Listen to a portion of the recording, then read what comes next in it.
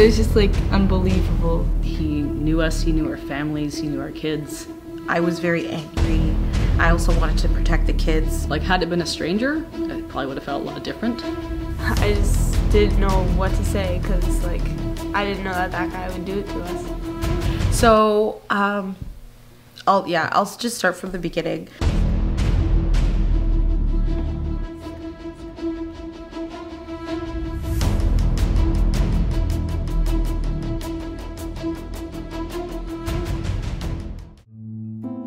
On the 22nd of December, we had come in because we had to start just doing major move stuff. And Bill was tearing down walls, Lindsay was cleaning up the front desk, the kids were there. It's Christmas time, so of course, you know, on the 23rd and 24th, we had to get Christmas shopping, get our lives in order, so we decided to just take 3 days off, to just focus on our respective families and get some stuff done. So the day after Boxing Day, we came back, and Penny joined us to, you know, help again move forward with the move, get some of the major things out of the studio, make some big decisions about where things were going. He noticed that things were missing. Mo and I didn't notice until he asked like where some random things were, and we had no idea. At first it was more like, because there was a lot of people there, it was more like, you know, who moved this or who put this over here. Maybe somebody had just misplaced some things, right? But there were some big ticket items. The first big thing were the lights.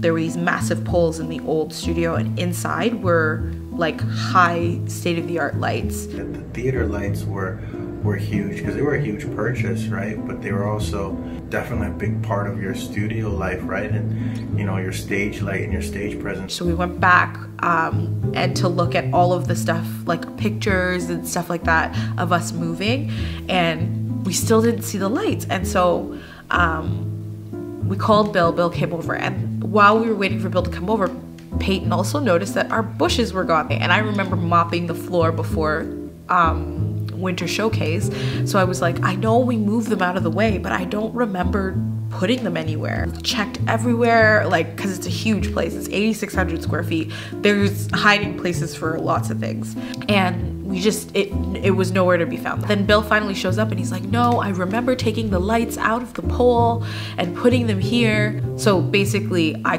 talked to the landlord and I said, you know, I'm not really happy about this. You know, someone has come into this space and taken something.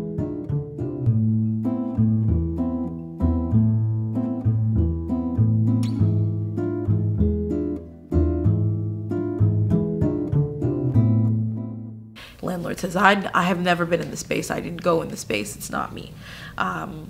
Called the head of the band. He said, it wasn't us. I promise it was nobody from the band. And I said, okay, well, we're going to have to check the security footage. So we decided to check the cameras. And so we had to like roll back the cameras a few minutes at a time. It took forever. So we had to watch it in reverse. So yeah, it was a long drawn out process. We had Jamie, we had Lindsay, everybody was in there taking turns because you have to go through it second by second, minute by minute, and you have to do it backwards. And so I remember sitting at the desk and we were watching it in reverse, and it was going pretty slow. So we were just chatting, and anytime we saw a person, we would pause it and realize it was just us walking around. Finally, we actually saw a number of people in the space. It was us, and the landlord came in and was walking in and out of the office, places that they should not be. And then we saw the guy from the band.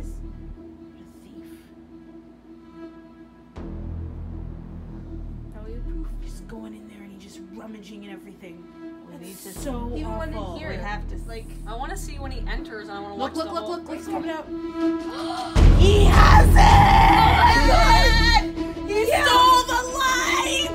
There's a moment where you just see his face look up at the camera, and he doesn't know the cameras are there, but you just see him clear as day. And at that moment, my heart just dropped. I was like, I can't believe that he actually did this. The 24th, Christmas Eve, the night of, you know, when Santa Claus is supposed to come, the Grinch came in and like basically stole all of our stuff.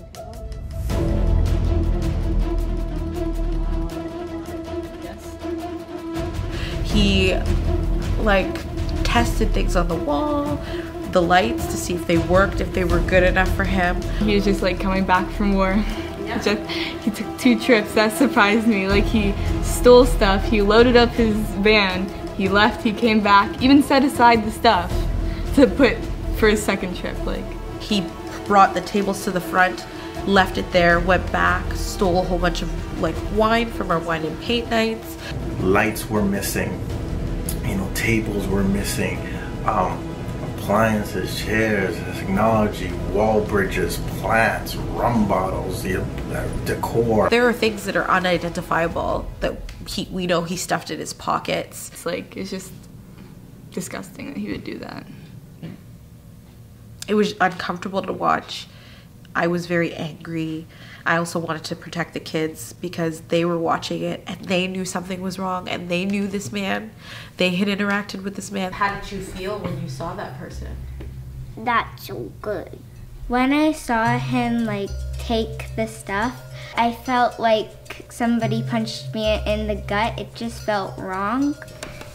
When the baby take his phone away, then you wash your phone and somebody take it. He like let us do stuff with him and he just steals from us. We saw him like maybe once to twice a week, and he would like full on talk to us. He would like even stay to watch our dances sometimes. Yeah. Wait, he was at our competition and he stayed for 1 time. It felt like very like violated because this is someone we knew, someone who had interacted with our kids. And so there was just a lot of emotions bubbling up. And I was just trying to be like, it's okay, we're gonna figure this out, we're gonna, you know, get to the bottom of this. Just didn't feel good that someone you know who can look you in the face just can also just rob you blind, no problem.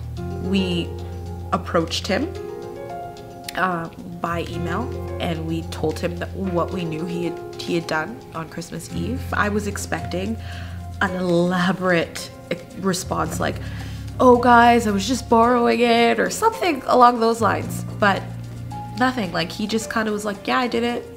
I'm like, what? Like, he didn't really care. He was just like, okay, I'll write you a check. Like, it was like almost like he thought he deserved to take it. Like, I don't think even just writing the check makes up for it. It helps us because we're out those items, but it doesn't change it. It doesn't make it any better. I think he just wasn't in a good headspace. I mean, it was as a parent, it was a great teaching moment about that kind of thing. Not that I expected they would do that, but then they got to see what it felt like if you do something like that, how it feels on the receiving end. It's definitely a life lesson. I have to be, especially for the team, especially for, you know, my kids, more vigilant in making sure that we cross our T's and dot our I's when people come to the space and, you know, share the space and make it their own. And random checks, that's the other thing. Random checks, making sure you come to the space randomly. Don't tell people where you're gonna be, because that guy knew our schedule back and forth, so he knew when we were gonna be there. So